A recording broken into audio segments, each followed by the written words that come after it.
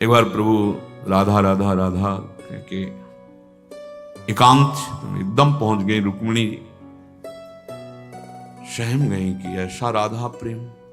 द्वारिकाधीश कहा, प्रभु जिनका आप नाम लेकर के आंख मूंदे हुए अश्रु प्रवाह करते हैं, एक बार मैं उनके श्री चरणों के दर्शन करना चाहती हूं। कहा तो असंभव है महालक्ष्मी जी की, असंभव। प्रभु कभी आपकी कृपा से जीवन भर आशा रखूंगी, एक बार राधा रूप का दर्शन करें। ठीक है, कभी ऐसा संकेत मिला किशोरी जी का, जरूर आपको दर्शन कराएंगे। ब्रज लीला के अंतर्गत ऐसा आता है। निकुंज लीला में तो वृंदावनम परित्यज्य पादमेकम न गच्छति, तो नंद बाबा, वृषभानु बाबा और सब परिकर सूर्य ग्रहण पड़ा हुआ था, तो प्रभात क्षेत्र शायद वहां गए हुए थे। उधर से द्वारिका का परिकर आया हुआ था। प्रभु को तो सब पता ही था। जब सूचना मिली तो प्रभु किसी को साथ नहीं ले गए, पहले एकांत जाके दर्शन। फिर रुक्मिणी जी के पास आए, बोले तुमने कहा था कभी राधा रूप का दर्शन, तो आए हुए हैं ब्रजवासियों के संग, ब्रजमंडल परिकर पूरा हमारा, जाओ दर्शन करें। अकेले रुक्मिणी जी जे ही प्रधान द्वार पर गई तो छड़ी ले एक सखी खड़ी थी, फूल की छड़ी, स्वामिनी जी की। यहां वृषभानु महल में प्रकट हुई लाडली नित्य बिहारिणी।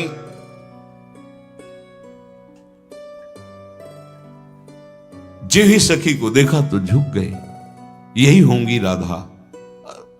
लक्ष्मी कोट विलक्ष लक्षण लसल लीला किशोरी सतई, राराध्यम ब्रज मंडले थी।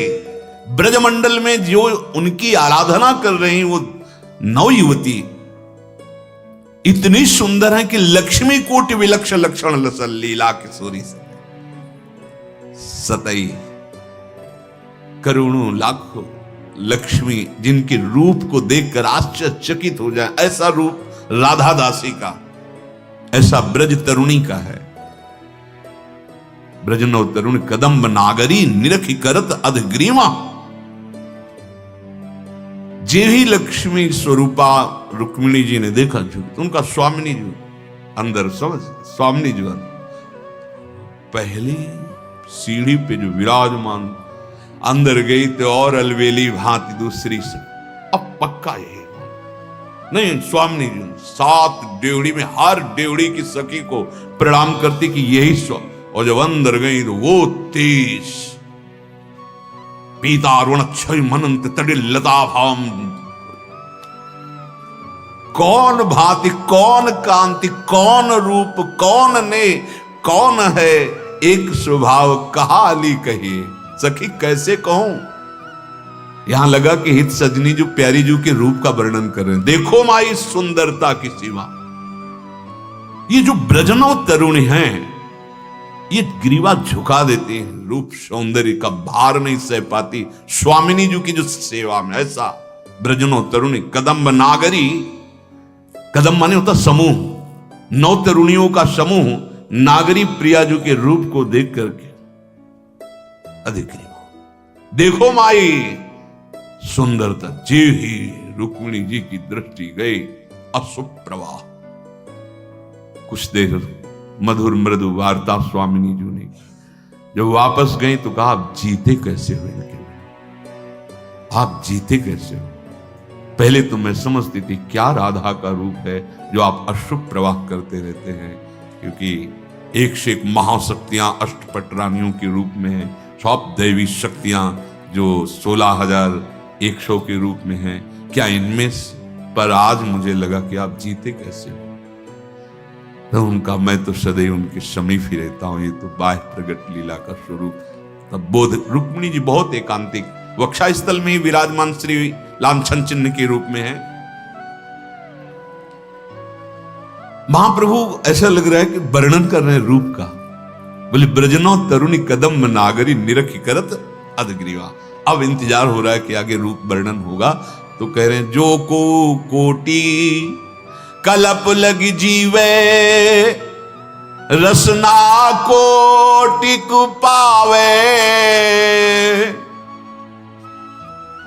तो रुचिर बदनार बिंद की शोभा कहत न आवे। स्वामी, अगर कोई करोड़ों कल्प तक जीवित रहे, करोड़ों रसना प्राप्त हो, तो भी आपका रूप कौन कह रहा है? इत सजनी जो उस रूप का सेवन करती हैं, जो उस रूप का दर्शन करने का दान करती हैं, जो उस रूप के सेवन का अधिकार प्रदान करती, वो कह रहे हैं। श्री स्वामी हरिदास जी कैसे कोई वर्णन करे प्यारी जो आपके रूप का? इस एक स्थित रूप हो तो उसको देख के वर्णन किया जाए, लेकिन ये तो नौ नवायमान। यह कौन बात जो अबहीं और अबहीं और अबहीं और ये कौन कैसे? ये है कौन, कौन भांति, कौन कांति, कौन रूप, कौन नेह, कौन एक है स्वभाव, कहा आली कहिए। सखी कैसे बताओ, कहा कहो एक जीव सखीरी बात की बात की बात। अगर किसी उदाहरण में देखें त्रिभुवन में कि कोई सुंदरी जिससे स्वामिनी जी की उपमा पाछे न होती अब हूं, आगे हूं न हुए है। स्वामी हरिदास जी, यह गति अद्भुत रूप की और है। महाप्रभु हरिवंश में देवलोक भूलोक रसातल सुनि कवि कुल मति डरिए, सहज माधुरी अंग अंग की कही कासों पट तरिए। किसी भी कवि की सामर्थ्य नहीं, न देवलोक में, न भूलोक में, न रसातल में, किसी लोक में ऐसा कोई नहीं जिससे उपमा दी जाए कि हमारी श्री राधा किशोरी कैसे, बोले अमुक जैसे। नहीं नहीं नहीं, ऐसा रूप का प्रभाव, प्रताप रूप गुण वैबल श्याम उजागर जो हैं वो सदैव अधीन रहते हैं।